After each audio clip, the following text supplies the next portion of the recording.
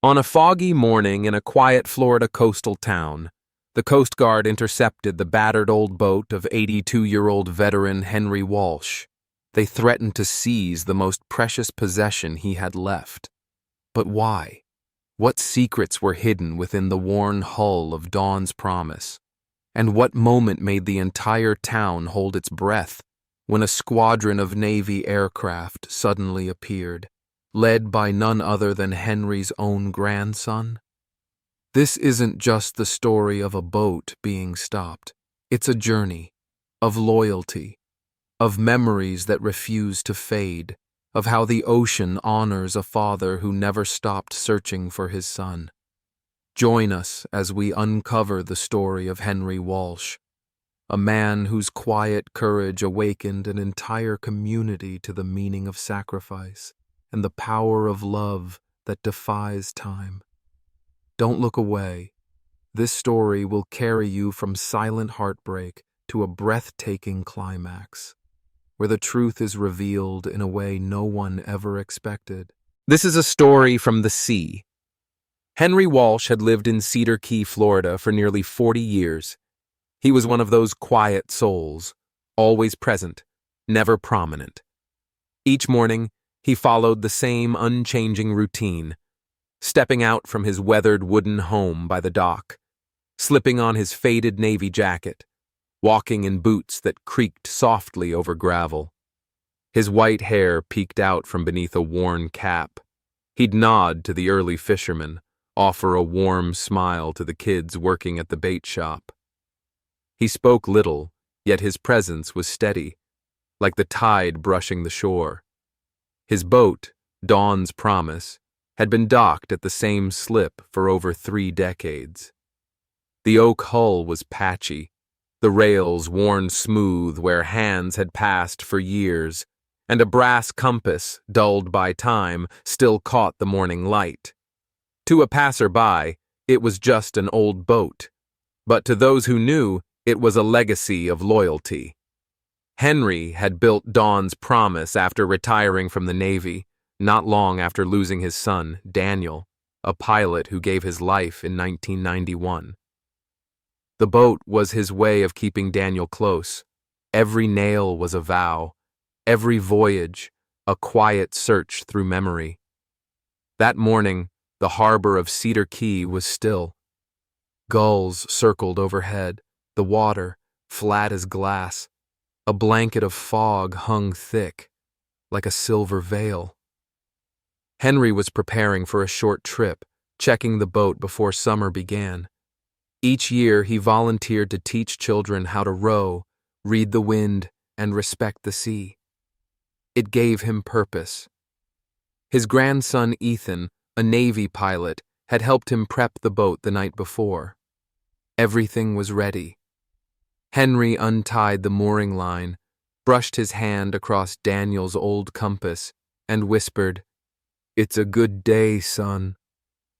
But just as the engine hummed to life, a black SUV pulled up at the dock. A young Coast Guard officer stepped out, stiff posture, cold eyes. He demanded the boat's papers. Calmly, Henry reached into his jacket and handed over a worn folder. Registration, inspections, everything in order. The officer's gaze flicked across the documents, his brow furrowed. "This boat doesn't have digital tracking," he said, voice sharp as steel. "It violates restricted zone regulations." Henry replied, his voice low and steady. The boat had passed inspections. It was exempt under old provisions. But the officer wasn't listening. A patrol boat glided in. Its wake rocked Dawn's Promise. 2 more officers boarded, without a word, without a question. They searched the boat as if it were hiding a crime. Henry stood still, arms folded, eyes on the horizon. When they declared Dawn's Promise would be confiscated for safety, he asked, quiet but firm, "Where will she go?" No one answered. One younger officer looked uneasy, but the others moved without pause. Engines roared, ropes went slack. Dawn's Promise was towed away, the mooring line dragging loosely around the post. Henry stood alone on the dock, watching his boat vanish into the fog. The waves lapped the shore, slow, heavy, like the beat of his heart. He didn't move. His hand gripped the compass, his fingers pale with pressure. By mid-morning, a few townspeople had gathered by the dock. Some knew Henry. Others were simply curious. A teenage boy with sun-bleached curls filmed him standing silent and posted it online with the caption, "Old man loses his boat." No one asked what had happened. No one spoke. They just watched, eyes full of hesitation. Henry sat down on a wooden bench near the pier. He wasn't angry, just tired. From his pocket, he pulled a small leather notebook. 3 decades of notes on wind, tide, and memories of Daniel. He turned to the last page. Blank. The pen remained in his pocket. Martha, the baker from the dockside shop, brought him a cup of coffee. He nodded in thanks, but didn't drink. The cup grew cold. The steam faded into mist. A few people stopped to ask how he was. Henry answered softly, briefly, without inviting more. The Coast Guard didn't return. The mayor, who once shook Henry's hand after Hurricane Andrew, never showed up. Cedar Key sank into silence, as if the fog had crept not only across the bay, but into the hearts of its people. Some whispered, "He should just buy a new boat." But those who had seen Henry row Dawn's Promise through storms, delivering aid, guiding the lost, knew that the boat wasn't just made of wood. It was memory. It was a promise. It was the heart he carved into every plank. The Coast Guard issued a public statement. Routine inspection, violation addressed. Cold words. Vague. No mention of Henry. No mention of Dawn's Promise. The town moved on, but something had changed. A quiet weight, like an undertow beneath calm waters. Henry remained seated, his eyes on the sea. He wasn't waiting for anyone in particular, just hoping Dawn's Promise, and Daniel, still meant something to someone besides him. The fog thickened, blurring the horizon. The gulls cried in the distance, a sound like prophecy. Henry held the compass tight, and in his eyes glimmered a light, the unwavering resolve of a father who never stopped searching for his son. The fog still clung to Cedar Key, as if the ocean itself were hiding a whisper yet to be spoken. Henry Walsh sat on the wooden bench beside the dock, his frail hands wrapped tightly around his son's old compass, his eyes lost in the horizon where Dawn's Promise had vanished. The small town, usually filled with the lively calls of fishermen and the laughter of children, was now draped in a heavy silence. Fishermen passed by with rods slung over their shoulders, casting glances at Henry before lowering their heads. A child, holding a fishing rod, paused curiously, but his mother tugged him away. "Don't bother him," she said. No one dared to come near. As if Henry's grief were a crashing wave no one wanted to touch. Dawn's Promise was never just Henry's boat. It was a living memory of Daniel, a Navy pilot who once soared across Florida skies, his smile bright as ocean sunlight. 34 years ago, when Daniel was lost, Henry turned sorrow into hammer blows, into oak planks, into voyages meant to keep his son close. To Cedar Key, the boat became a symbol of courage. During Hurricane Andrew in 1992, Henry had steered Dawn's Promise through furious waves, delivering food and medicine to isolated towns. Children once climbed aboard, eyes wide as Henry told them stories about Daniel, how he flew, how he dreamed of conquering the sky. He loved freedom, Henry said, his voice warm and low, just like I love the sea. But today, Henry told no stories. He sat still, like a lighthouse whose light had gone out. In his hands the compass lay still, the needle tarnished, directionless. But Henry had never needed it to find his way. It was the last thing Daniel touched before that fateful flight. He ran his finger along the cold brass and whispered, "You're still out there somewhere." His voice barely rose above the waves, a quiet prayer carried by the sea. News of Dawn's promise spread quickly through Cedar Key, from the cafe by the harbor to the bait shop and into the wooden homes behind the palm groves. "The Coast Guard stopped Mr. Henry's boat," they whispered, regret and indignation woven into every word. But the town remained silent. Some shook their heads. "He's old now. He should just buy a new boat." Others, who had seen Henry row through storm tides, just sighed. They knew Dawn's promise wasn't just wood and sail. It was Henry's heart, Daniel's memory, Cedar Key's quiet history. A teenager with sun-bleached curls stood from afar, watching. He pulled out his phone, captured a close-up of Henry sitting alone, his shoulders slumped, his gaze distant. The video went online, titled, "Old Man Loses His Boat." Within hours, it gathered hundreds of views. Comments poured in. "They can't do this to him. That boat belonged to a hero."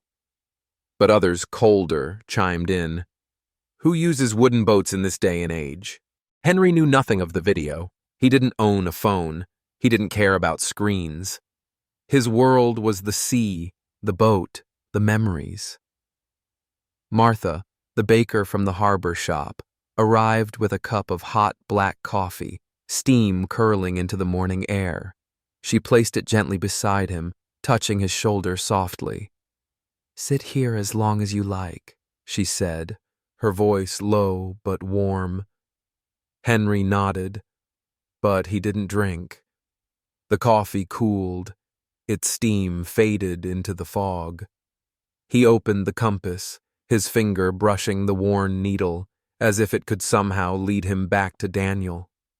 But the needle did not move, and the sea answered only with the steady rhythm of waves. The Coast Guard released a statement online, brief and dry. Routine inspection, vessel violated restricted zone regulations. No apology, no mention of Henry, no mention of Dawn's promise. The words were like a cold wind blowing through the harbor, leaving a heavier weight behind. The mayor of Cedar Key, the same man who once shook Henry's hand during the Hurricane Andrew Memorial, remained silent. His office stayed closed all day, as if the town itself didn't want to confront the sorrow of an old man. By noon, a tall figure appeared at the dock. Ethan, Henry's grandson, 28 years old, a Navy pilot, moved with urgency but with purpose. His flight jacket clung to his shoulders. His sharp eyes scanned the harbor. He had just returned from base. After seeing the video, "Old man loses his boat." Ethan knelt before his grandfather, his voice hoarse. "What did they do to Dawn's promise?" Henry looked up, his eyes weary but glowing. "They said restricted zone," he replied quietly. "But I know that place. I've always sailed there." Ethan clenched his fists, jaw tight. He pulled out his phone, dialed the naval base directly. The call was short, his voice cut like a blade. "I need support. This is a family matter." Henry didn't interrupt. He looked back to the sea where the fog merged with the horizon. Online, the video spread even further, reaching far beyond Cedar Key. A fellow veteran shared, Don's Promise once searched for Daniel Walsh during the 1991 storm. That comment, like a stone dropped in still water, sent ripples far and wide. Henry remained seated, the compass still in his hand. He wasn't angry. He didn't blame. Only silence remained, deep as the ocean itself. But in his eyes, beneath the fog, a spark still burned, the unbroken promise to Daniel and the resolve of a father who had never stopped searching. The fog thickened. The waves spoke louder, as if to prophesy what was coming next. That afternoon, the fog still hung thick over the coastal town, like a heavy veil of grief draped across the harbor. It didn't just blur the view. It seemed to conceal something deeper, an injustice, a wound left open and raw. The dock was silent, save for one familiar figure, motionless on an old wooden bench. Henry Walsh, 82 years old, his hand resting on the tarnished brass compass, the only thing still keeping his heartbeat steady after Don's Promise was taken. And then, a tall figure emerged through the mist. Each step landed heavy, yet firm, on the wooden planks. Ethan. His pilot's jacket clung to his broad shoulders, his eyes swept across the harbor like a living radar, sharp and unyielding. Not the look of a soldier, but of a grandson who'd just witnessed his family's soul being trampled. No one spoke. No one needed to. Ethan stepped to his grandfather, knelt down, eyes bloodshot from a long journey, and a storm of fury boiling in his chest. His voice came hoarse, nearly breaking. "What did they do to Don's Promise, Grandpa?" Henry slowly looked up. There was no anger left in his eyes, only exhaustion.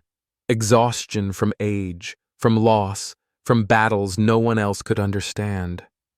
But in those eyes, there was still a flicker of light, the kind of light only seen in those who've survived war and separation. "They said it's a restricted zone," Henry answered, voice low and even, as if speaking directly into the fog that surrounded them. "But I know that place. I've sailed through it for decades. That's where Daniel went down." Ethan clenched his jaw. His whole body tightened, like a steel cable pulled taut. Without hesitation, he pulled out his phone, fingers tapping fast. Not to call a representative, not for an official report, but for a family call. A direct line. The Navy. His voice cut through the stillness, sharp as a blade. "I need support. Immediate. This isn't about property. This is about honor. This is the Walsh legacy." He hung up. No need for confirmation. No permission required. Because when a Walsh makes a decision, they don't ask. They act. Ethan wasn't just a pilot. He had grown up on the deck of Don's Promise, summer after summer as a boy. While other kids played hide and seek, Ethan learned how to read the wind, tie proper knots, and navigate by moonlight, all under the watchful guidance of his grandfather. And whenever the winds rose, Henry would tell stories of Daniel, the son who flew and never returned, the hero without a grave. "You take after him," Henry used to say. But today, Ethan wasn't just like Daniel. He was Daniel, carried forward. Just hours after the video of Henry losing his boat was posted, social media erupted. People didn't just see a lonely old man. They saw a father, a veteran, clinging to the last piece of his past. A former Navy pilot saw the name Walsh in the video and shared it immediately. "I remember that boat. In 1991, Henry sailed her 3 days through storms, searching for his missing son at sea. He never gave up, not even when hope was down to its last breath." That post spread like wildfire. Veterans spoke out, Local news got involved. Hashtags began appearing everywhere. #SaveDawns, Promise, #Bring Her Home, /Honor Daniel Walsh. Beneath every post were thousands of comments. This isn't just a boat. This is living history. If the military doesn't stand up for him, who will? From afar, fishing boats honked in solidarity. Ethan looked at his grandfather, then turned to the sea, to where Dawn's promise was being held like a prisoner, innocent, waiting for judgment. No one could see Ethan's expression through the mist, but his voice rang out, clear and steady. "I'll bring her home, Grandpa." Henry didn't reply with words. He simply nodded, slowly, like an old sailor passing the helm one last time. His hand still held the compass, as if cradling the heart of 3 generations of Walsh men. On that dock, 2 men, one old, one young, stood still in the rising fog. No one knew exactly what would come next, but everyone could feel it. Something larger than regulations, greater than rank, was already in motion. The sky above Cedar Key was swallowed in dense fog, when suddenly a roar, a piercing shriek tore through the air. The sound of jet engines cracked the silence like thunder, scattering startled seagulls in every direction. People turned their heads. From the edge of the horizon, 4 dark shapes streaked across the sky like steel arrows. Sunlight glinted off their wings, making them look like furious angels descending upon the town. Martha, the coffee vendor on the corner, dropped her ceramic cup. Coffee spread across the tiles like blood in a church silence. A child clung tightly to her mother, eyes wide, unblinking. A fisherman froze mid-reel, hands tangled in his line. The town's every movement seemed to pause, caught in the stillness. The FA-18 Hornets roared one last time before touching down at the small airstrip by the harbor. Their tailwinds whipped the fog into a storm of vapor, carrying the scent of jet fuel, hot steel, and urgency. The cockpit canopy snapped open, the first to step down. Ethan Walsh, pilot, naval officer, and grandson of Henry. He stood tall in the mist, his flight suit streaked with oil and sea salt, hair damp with sweat, eyes blazing, lit with fire from within. Behind him, 3 other pilots disembarked, each carrying themselves with a quiet authority. They brought more than the might of the skies. They carried memory, blood, and legacy. The crowd parted on its own, no orders given. A path opened across the dock, leading straight to where Henry sat. The old man rose. His legs trembled slightly, but his gaze remained firm. And when Henry saw Ethan, something within him sparked, as if the ghost of Daniel, his fallen son, had returned in posture, in profile, in every resolute step his grandson took. Ethan said nothing. He knelt beside his grandfather, placing a steady hand on his shoulder, a touch that needed no words. Henry nodded. His eyes shimmered, but no one saw him cry. Inside him, pain had turned to stone. Only his gaze remained warm. Ethan rose to his feet and turned to face the breathless crowd. His voice rang out, not like a commanding officer issuing a report, but like a grandson demanding justice. Dawn's promise is not just a boat. His words hit like hammers. In 1991, my grandfather sailed that boat to search for my uncle, Lieutenant Daniel Walsh, a Navy pilot lost in the line of duty. The area you now call a restricted zone was where he went down. The silence shattered. People stood stunned. A young woman covered her mouth, eyes red. Martha bent to pick up the broken cup, whispering like a prayer. "Oh, Lord, I didn't know." Ethan's gaze swept the dock, steady, unwavering. He continued, voice lower now but heavier, like a storm just beneath the surface. My grandfather broke no laws. He resisted no order. He was doing the only thing left to honor his son. Each word struck a chord, deep, irrefutable. No more laughter, no idle chatter.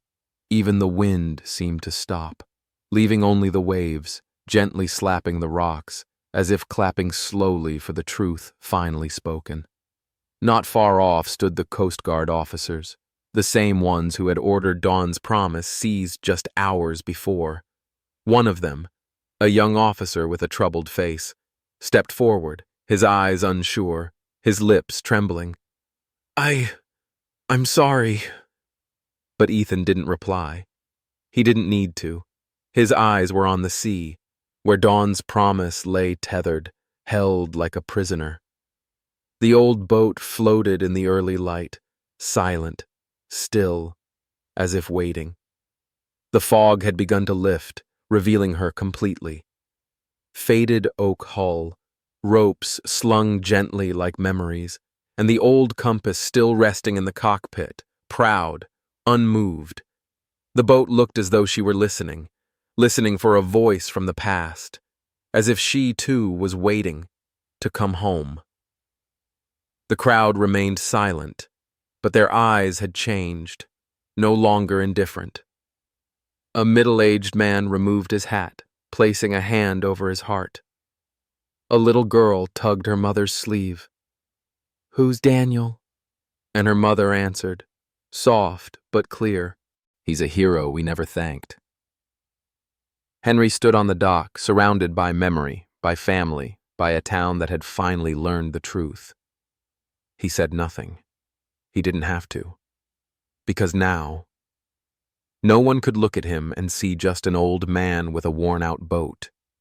Now, he was the father of a soldier, the grandfather of a pilot, the keeper of a fire that burned through fog, through silence, and through the kind of law that forgets the human heart. The sun sank slowly in the west, casting a vibrant hue of orange and gold across the waters of Cedar Key. The waves lapped against the harbor like a racing heartbeat. The entire town stood still, as if waiting for something. Something strange, something sacred.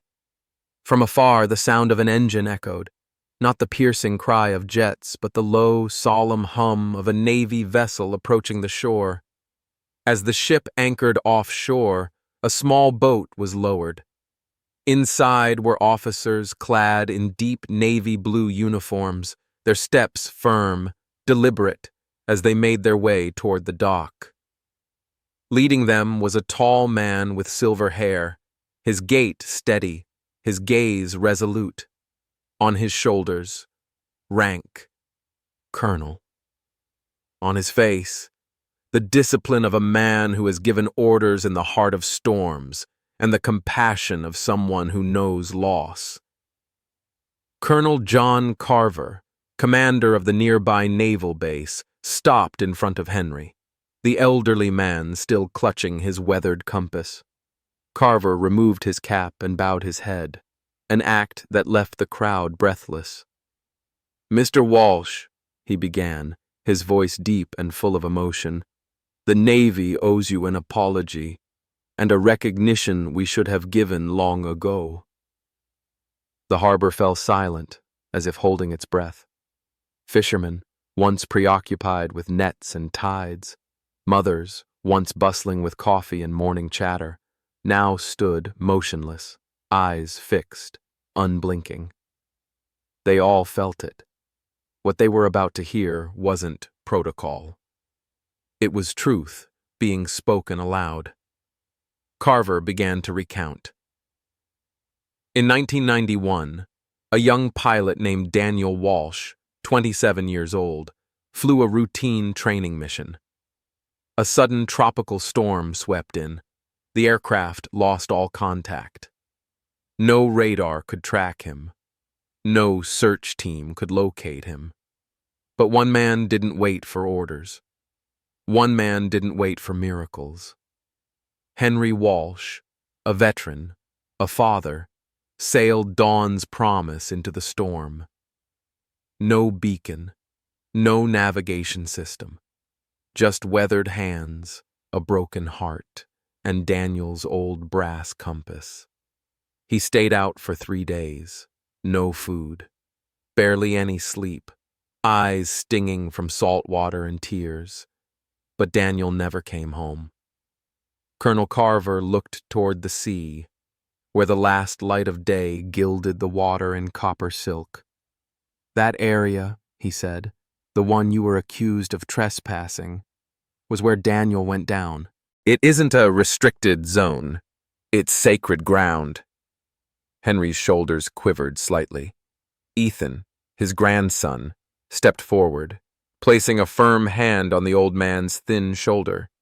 In his eyes, respect and love that words could never hold.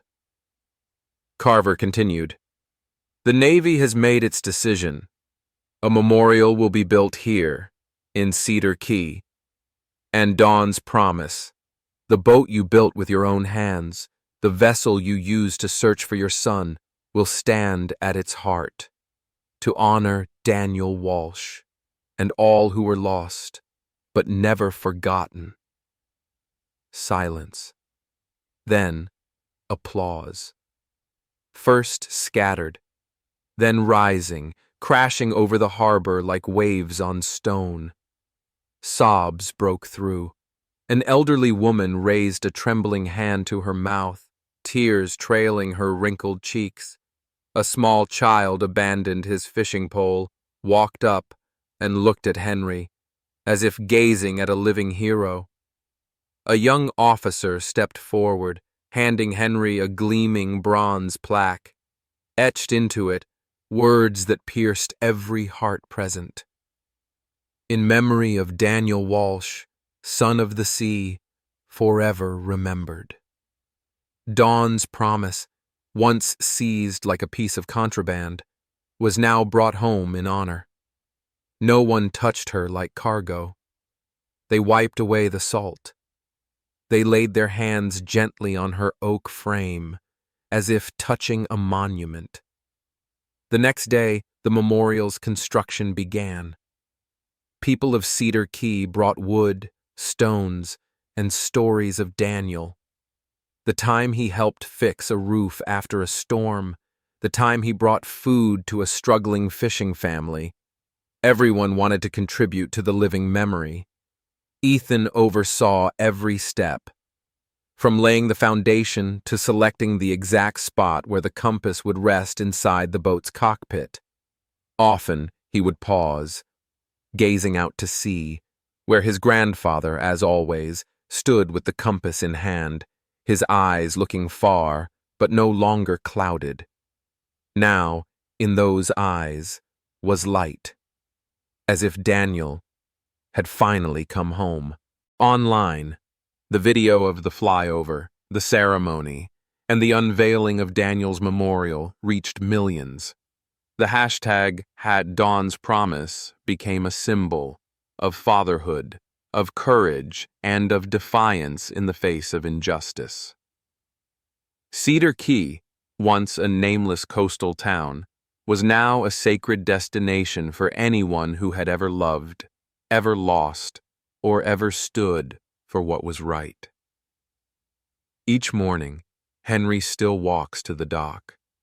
He no longer sails, but he stands beside the memorial, his hand still wrapped around the compass, the proof of a father who never gave up. The wind brushes through his hair. The waves echo their familiar rhythm. And Dawn's promise is no longer just a boat. She is the quiet, beating heart of Cedar Key. Henry Walsh stood still, but within him, memories moved like the tide, rising, receding, then returning to wash over his soul, gently, yet powerfully. The compass in his hand wasn't just a keepsake. It was a reminder that even as the world changes, the direction of the heart never loses its way. Behind him, Dawn's promise remained anchored at the heart of the town, once a boat that braved the storm, now a living memorial. Ethan stood beside him, his hand resting gently on the shoulder of the man who once taught him to love the ocean and to live with purpose. 2 generations, 3 hearts, one silent promise, etched forever between sea and sky. And dear friends across America, if you're reading these words, you are not just a viewer. You are a keeper of the story. That wind, the wind from Dawn's promise, is still blowing.